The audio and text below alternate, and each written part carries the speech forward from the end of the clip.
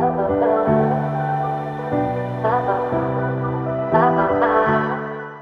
guys, welcome back to Scandinavian Alps Coffee Roasters here in Hemsedal, Norway. I'm here with Ulrik Christian Bøhn, Norwegian Brewers Champion.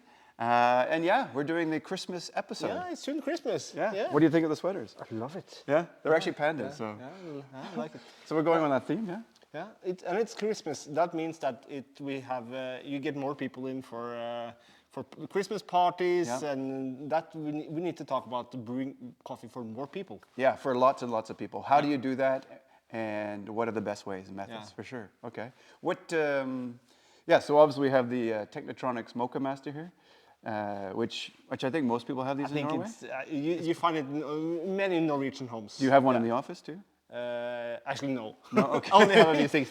Okay, but I think of all the brewers I've seen in Europe, when I moved to Europe from Canada, this was the one that kind of, everyone had one in different colors, right? So and you can brew really tasty coffee with it. Yeah, definitely. So we have the Mocha Master as one option, I guess. Yeah. What other options do you go to for? The Wilfa has a good, nice batch brewer.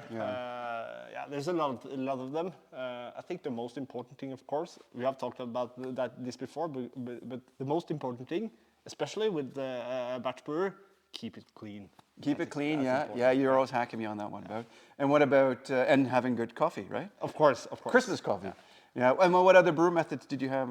There's a lot of options if you have a lot of people for Christmas parties. There's a lot of options. You can buy. You can brew cocoa coffee. Yeah. So we have the nice TS kettle. Yeah. From Ulla's that's possible. Project. Yeah. And of course, this is familiar from many people. Chemex. Chemex, yeah. I'm not a big fan, to be honest. But no, okay, I'm a fan of it. I think it's the most beautiful brewer. Tasty coffee, and of course you have the French press. Fresh press, yeah. So we've done a French press one. Yeah. We haven't done a Chemex, and we haven't done the Coca Cafe. So the people who are in North America, Coca Cafe is unfiltered. Yeah. Unfiltered, and there's actually a championship in Europe or Norway for this. So for the people who are outside of Norway. Yeah. Okay, cool. Before we start, what's the thing with Christmas coffees?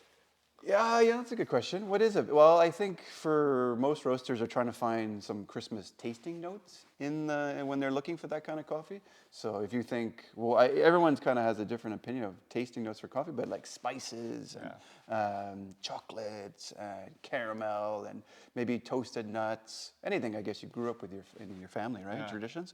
What were kind of the traditions in yours? Yeah, I think we always eat ribbe. Yeah. That's roasted pork. Roasted pork. Yeah. So you'd like that in your coffee, or? No, not in the coffee. Definitely not. But I think a good Christmas coffee for me should be suitable for the dessert. Yeah. If you have a really fat meal with a lot of fatty sides, and if you have like a sweet dessert, right. I think you want a coffee with a little bit higher acidity, more vibrancy maybe, just to end the nice meal. Yeah, maybe even a decaf. Yeah, maybe. You want to sleep then? Maybe. But yeah, so we've got 2 Christmas coffees we've got here at the roastery this year, which is I think the 3rd year we had them, which is the Ugly Christmas Sweater blend. I hate the pun here on the sweaters. So we had the Kenayn AA washed from Gathini, and it's a AA, 90-point scored coffee. It's about 1,200 small producers. And it's the varietals are SL28, SL34, and Rear 11. So super nice coffee. This is more for maybe for you, someone who's into coffee, or maybe you have a family member or a friend who really loves coffee. Yeah. This might be the coffee for them. And this is maybe the coffee for grandpa. Yeah, or someone who just like a nice cozy blend. It's a blend this year of Brazil and Colombia. Super nice. Tasting notes, chocolate, smooth, round. Yeah, it's got more of a coffee, but it's not like, it's not burnt or like, burnt smelt rubber, kind of like those kind of flavors. But we are going to talk a little bit about this thing. This is a popular machine in Norway, the Mocha Master. A lot of people has it, and I think we have some tricks to really spice up the batch brews a little bit. Yeah, to highlight the clarity. I think, of course, like you said, of course, the first thing, the most important thing, keep it clean. Yeah, which I don't think actually this is actually from Christina, my accountant upstairs. So it's actually not our Mocha Master. So, but I'll get this a little bit of a clean here. Yeah. Yeah, just to clean out, like you can see even the water there a little bit from just old coffee oils. There. Beautiful. Yeah. And Another thing is important because the filters you often you buy at supermarket, it has a lot of bleach in it. Yeah. So just use a lot of water to rinse the filter. Rinse your paper filter. That's also a way to heat up the dripper a little bit. And get rid of the paper flavor taste. Yeah. Yeah. Now we are using this Abaca filters from Cafec. Yeah. That has no paper taste at all. Yeah. Really good filters. But The trapezoid one, yeah. But if you buy filters at the supermarket, as many people do, yeah, not so good. Please rinse it. Yeah, so spend a little bit. They're not expensive to buy, so it's definitely an affordable luxury just to upgrade your paper filter game. Why are these? Hold on, for the viewers at home, why are these better though? Because like I think they use less bleach. It's the quality of the paper. Yeah, quality of the paper. I know they use a manila hemp, so they're 2 times stronger.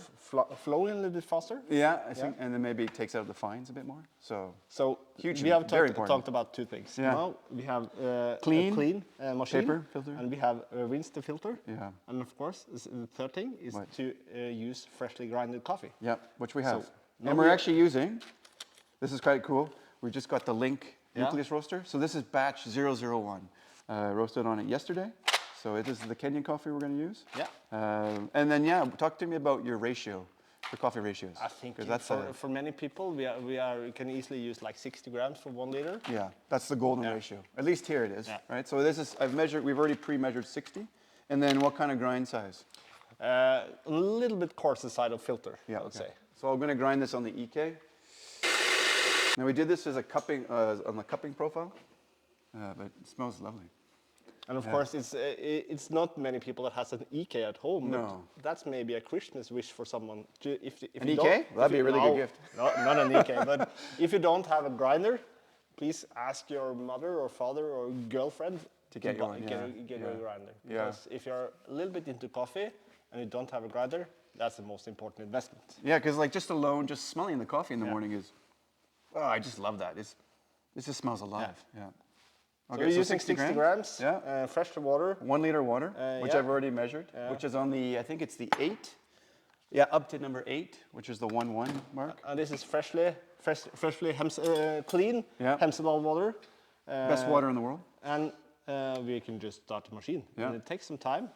It's actually pretty fast. I have a little trick. I have a little trick too. I think it's the same trick we're thinking of. What's your trick? My trick is to use a spoon, any spoon, and then as the water's coming out, I just kind of making sure that water is in contact with all the coffee. Is that your trick? Yeah, that too, but I also stop the machine. Oh, do you? Okay, so we have the blooming for like 30 seconds, as we do when we make pour-overs. I just stop the machine, let it wait for a little bit, and just really let the coffee open up. Yeah.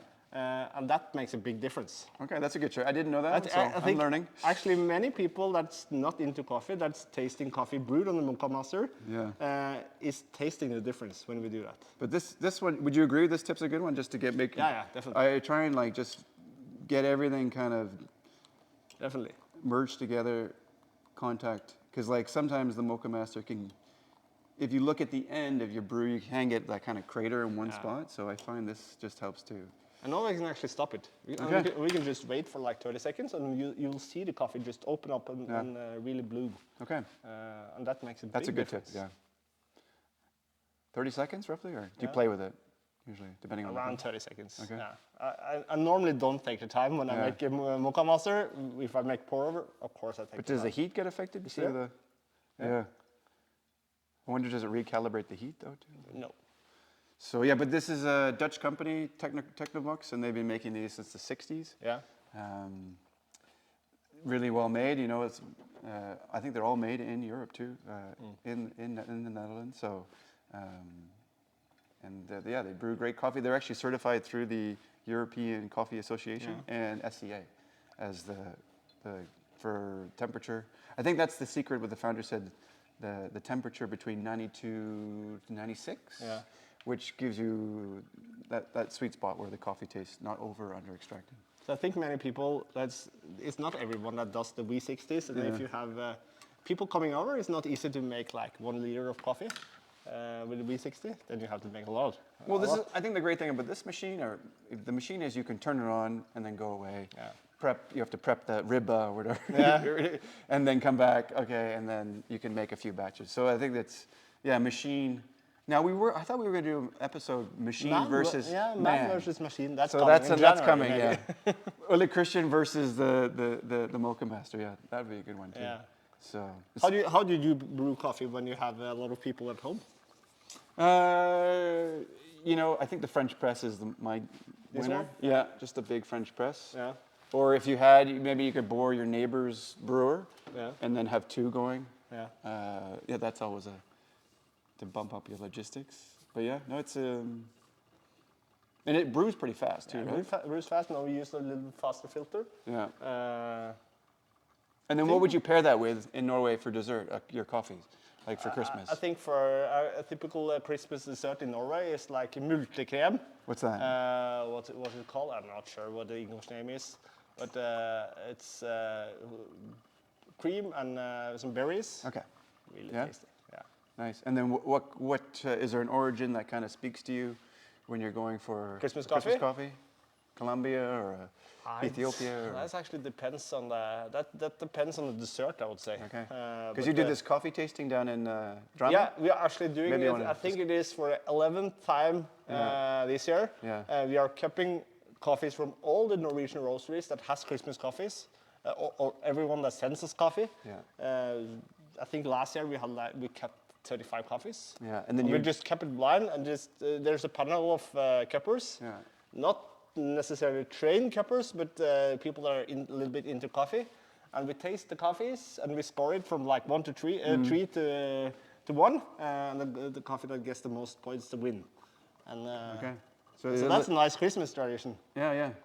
So and you're in charge of running it, or? Yeah. Nice. So we're going to be sending these down to you guys at what's the coffee bar? Juvialen in the Juvialen. Yeah, we're sending these two down to you. Or at least one of them down to you. So we're excited for that. Nice Christmas tradition. Yeah. To taste like, but when you kept like 35 different coffees, at the end you get a little bit confused what you're actually tasting. But it's interesting. Yeah, you kind of. And very often we agree about the winners. Yeah. Okay, that's interesting. Nice. So, I think the first year we sent some down. This is 2018. It was like a really nice Colombian. I just still learning to roast, and I think we came 8th. Yeah. Or 7th, and like Tim Wendebo was 8th or 7th. I can't remember. So I was like, wow. I was like, okay. I was You're like competing against him. I was like, how? Wow. I was like. Any other? I think I got lucky there, but it was nice to be validated there as well. Any other Canadian Christmas traditions? With coffee for dessert, or what we have in general. I mean, in my house with 2 British parents, we used to have like something. I think apples is kind of the fruit in season, or just kind of finished with after Thanksgiving. So we'll have like an apple pie or apple crumble for those people who know it. What else? My mom I'd always request a cheesecake. That was always, but I didn't drink coffee. Here's the last trick. I just do a little swirl. Nice. To just get a nice flat bed. But yeah, I think we have a tasty coffee. I think so. Yeah. Canada, we'll eat anything. But for what dinner, do you eat for dinner? Turkey, usually turkey or some sort of roast. Maybe a roast lamb or roast chicken. Maybe that's a little thing we can ask for. The people that watch, we can ask, what is your Christmas traditions? Yeah, send us on the comments. Maybe that's cool. Do you have something unusual that you do? Some coffee-related stuff you like to do at Christmas? We'd love to hear it. Yeah. Or maybe favorite Christmas. Maybe we could take a vote on favorite Christmas meal in Norway. Yeah, maybe that's. Ribba seems to be popular. Ribbe or pinnekjøtt. Yeah. Or maybe lutefisk. Have we tasted that? I'm not a fan of those, to be honest, but maybe I just haven't had a good one yet. It's also nice to just make a little stir with the coffee. Yeah.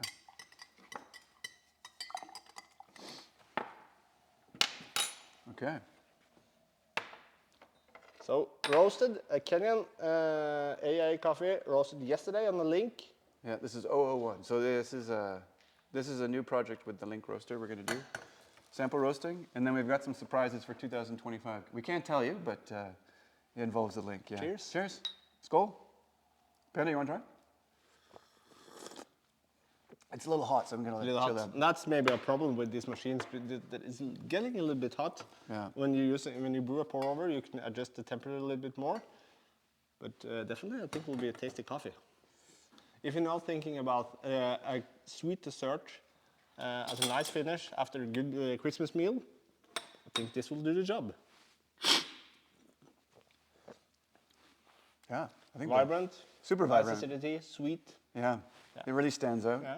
So you can easily brew really tasty coffee on a batch brewer like this.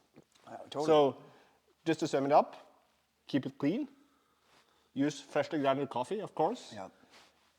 If you can find it, try to find a little bit better filters that you find in the supermarket. These filters from Cafec is really good. We stock these now, and most of the Cafe Act brands. So. And like I do, I like to stop it after like 30 seconds to have a bloom. We do a little swirl, and we do a little swirl at the end. Yeah. Some tricks to make a batch brewer a little bit better. Delicious. So yeah, thanks for. Was there anything else you wanted to? Just any Christmas. news? Any news for Christmas or? Any news now? I'm just waiting for my third kid. Soon moving into a new house when this episode is coming out. I'm probably moving. Yeah. So we're never going to see him. We'll see him in 2026. Yeah, maybe I do a new episode in 26. End of 26. No, we're going to try and do one every month. Or that's the goal, right? That's the goal. Yeah. And then maybe for the people at home, we almost have 100 subscribers now. Oh. So I thought that was pretty cool since we only just started in the summer. So maybe the people who subscribe, send us your comments on like what you'd like to see for next year in OLI to do. Maybe it's a brewer at home that you would like to learn, or something in coffee that you'd like to learn. We can maybe help share that. So, but yeah, definitely. I think we need some feedback. Yeah, definitely. Because, feedback's welcome. If people are just thinking that we are just rambling around, they will not probably watch it. But no, there's been some good comments. Even your dad had left one about how all the information. So, but thanks for having us, guys. And remember, folks like us drink coffee like this. Merry Christmas. Christmas.